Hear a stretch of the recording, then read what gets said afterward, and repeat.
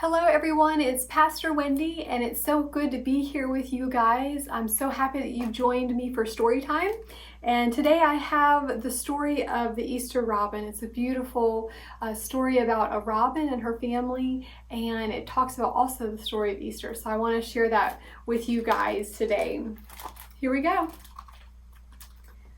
What's the matter with her, Gran?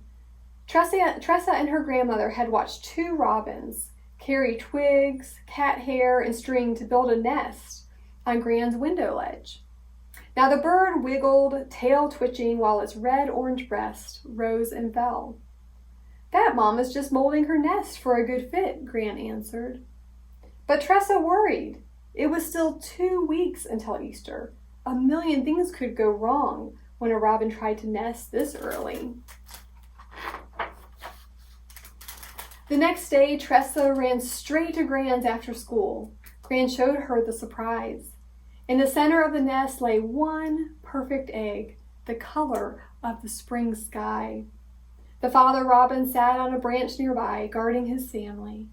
Tressa spotted raccoon tracks below and a blue jay eyeing the nest. "Gran, how are we going to keep the egg safe?" "We'll have to leave that one to the Creator," Gran said. Over the next 3 days, the robin laid 3 more eggs. Tressa watched the mother robin nudge her eggs before huddling onto them again. "Turning her eggs keeps them from freezing," Gran explained. "See that bare spot on her red breast? God made her so she could warm her babies through that brood patch." Tressa hoped that would be enough. The day before Easter, a cold snap hit. Frost laced the window pane and whitened the nest. "Now the eggs will never hatch, Gran," Tressa cried. "We'll have to trust the one who watches the sparrow and the robins," Gran said. "Now come with me. It's about time we saw to some other eggs." Gran got some eggs from her refrigerator, and she poked tiny holes in the top and bottom of each egg. Then she blew the gooey insides into a bowl, leaving the shells in one piece. "I'll show you how to make Easter birds. It's an old Pennsylvania Dutch tradition I learned from my granny." Tressa blew half-heartedly on her egg, but all she could think about were the real eggs outside in the cold. Gran dipped her egg into blue-tinted water. When she lifted the shell from the dye, it was robin's egg blue.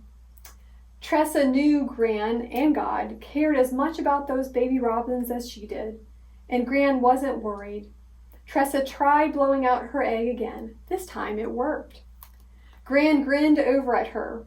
"Since we have robins on our minds, how would you like to hear the legend behind the robin's red breast?"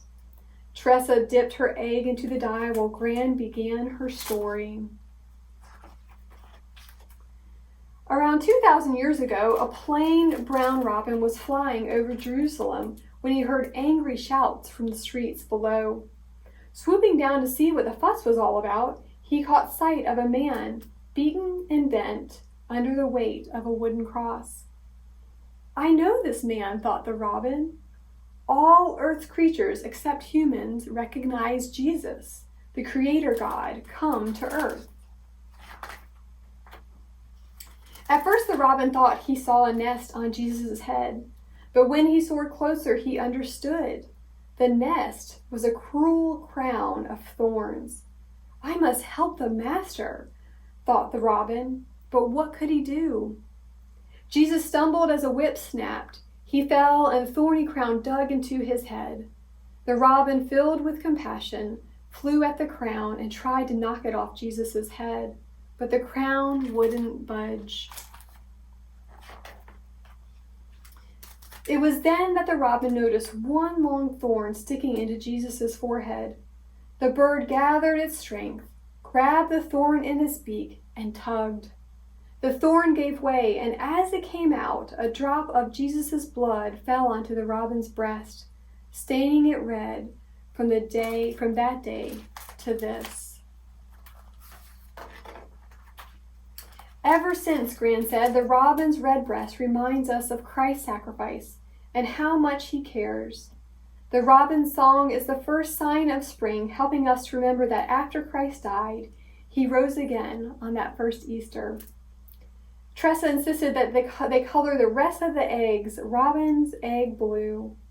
Gran taught her how to cut wings, heads, and tails for the Easter birds they'd hang from the trees in the morning.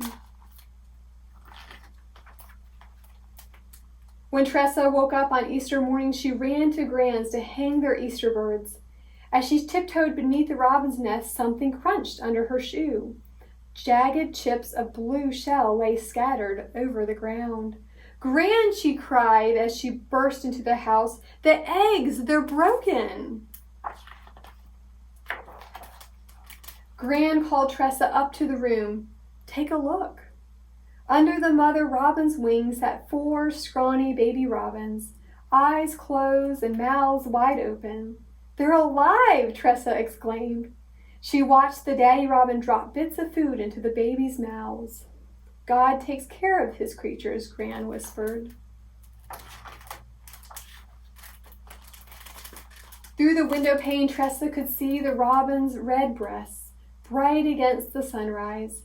She was sorry she had ever doubted God's care. From then on, whenever she saw a robin or felt worried, she'd think of the legend. And she'd remember all Jesus went through on that first Easter. Thank you, she prayed, for the robins and for Jesus. Outside, the wind howled, but the robins' joyfully chirping came through loud and true. To Tressa, it sounded like they were wishing her a happy Easter. She answered them, "Happy Easter to you, too." The end. A very, very happy Easter to all of you.